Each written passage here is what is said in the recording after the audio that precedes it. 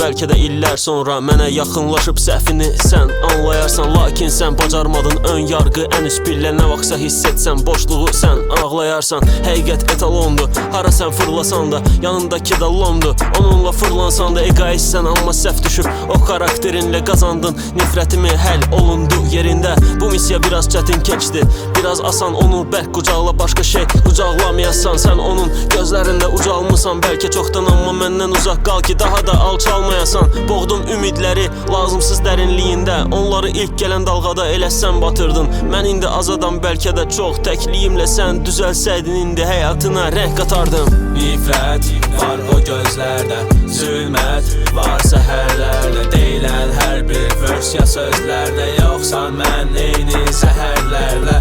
Nifrət var o gözlərdə, zülmət var səhərlərdə, deyilən hər bir versiya sözlərdə, yoxsan mən eyni zəhərlərlə.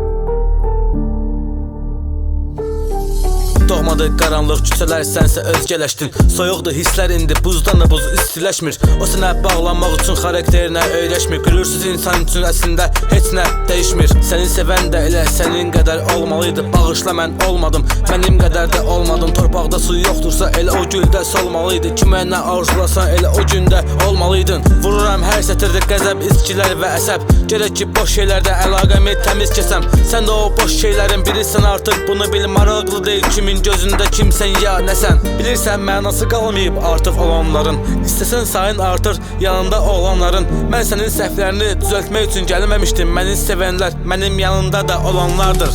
Nifrət var o gözlərdə, zülmət var səhərlərdə, deyilən hər bir versiya sözlərdə, yoxsan mən eyni zəhərlərlə. Nifrət var o gözlərdə, zülmət var səhərlərdə, deyilən hər bir versiya sözlərdə, yoxsan mən eyni zəhərlərlə.